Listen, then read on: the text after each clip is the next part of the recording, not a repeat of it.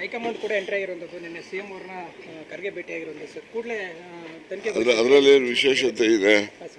ಪರಸ್ಪರ ಆರೋಗ್ಯ ವಿಚಾರಣೆ ಮಾಡಿದ್ದಾರೆ. ರೂಪ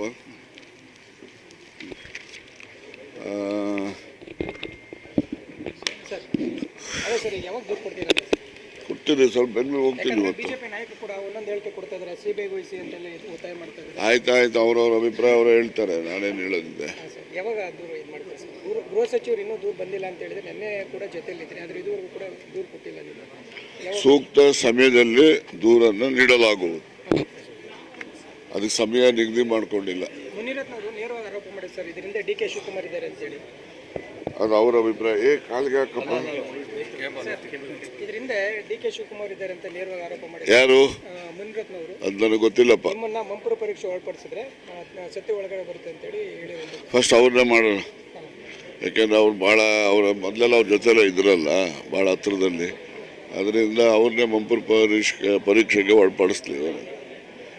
ನಾನು ತುರುವೇಕೆರೆಗೆ ಹೊರಟಿದ್ದೇನೆ, ಅದರಿಂದ ಇನ್ನೊಮ್ಮೆ ಎಲ್ಲ ವಿವರವಾಗಿ ನಿಮಗೆಲ್ಲ ಹೇಳ್ತೀನಿ. ಹೇಳ್ದಲ್ಲ, ಸೂಕ್ತ ಸಮಯದಲ್ಲಿ ದೂರು ನೀಡಲಾಗುವುದು. ಹೈಕಮಾಂಡ್ ಕೂಡ ಎಂಟ್ರಿ ಆಗಿರುವಂಥದ್ದು ನಿನ್ನೆ ಸಿಎಂ ಅವ್ರನ್ನ ಖರ್ಗೆ ಭೇಟಿಯಾಗಿರುವಂಥದ್ದು ಸರ್ ಕೂಡಲೇ ತನಿಖೆ ಅದರಲ್ಲಿ ಏನು ವಿಶೇಷತೆ ಇದೆ? ಪರಸ್ಪರ ಆರೋಗ್ಯ ವಿಚಾರಣೆ ಮಾಡಿದ್ದಾರೆ. ರೂಪ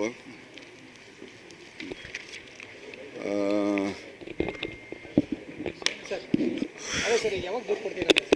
ಕೊಡ್ತೀರಿ, ಸ್ವಲ್ಪ ಬೆನ್ಮೇಲೆ ಹೋಗ್ತೀನಿ. ಇವತ್ತು ಬಿಜೆಪಿ ನಾಯಕರು ಕೂಡ ಒಂದೊಂದು ಹೇಳಿಕೆ ಕೊಡ್ತಾ ಇದ್ದಾರೆ, ಸಿಬಿಐ ವಹಿಸಿ ಅಂತೆಲ್ಲ ಒತ್ತಾಯ ಮಾಡ್ತಾ ಇದ್ದಾರೆ. ಆಯ್ತಾಯ್ತು, ಅವ್ರವ್ರ ಅಭಿಪ್ರಾಯ ಅವರು ಹೇಳ್ತಾರೆ, ನಾನೇನು ಹೇಳೋದಿದೆ. ಯಾವಾಗ ದೂರು ಇದು ಮಾಡ್ತಾರೆ ಸರ್? ಗೃಹ ಸಚಿವರು ಇನ್ನೂ ದೂರು ಬಂದಿಲ್ಲ ಅಂತ ಹೇಳಿದ್ರೆ ನಿನ್ನೆ ಕೂಡ ಜೊತೆಲಿದ್ರಿ, ಆದರೆ ಇದುವರೆಗೂ ಕೂಡ ದೂರು ಕೊಟ್ಟಿಲ್ಲ ನೀವು.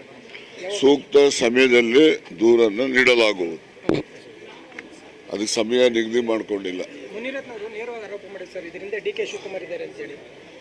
ಅದು ಅವರ ಅಭಿಪ್ರಾಯ. ಕಾಲಿಗೆ ಹಾಕಪ್ಪ, ಇದರಿಂದ ಡಿ.ಕೆ. ಶಿವಕುಮಾರ್ ಇದ್ದಾರೆ ಅಂತ ನೇರವಾಗಿ ಆರೋಪ ಮಾಡಿದ್ರು. ಯಾರು?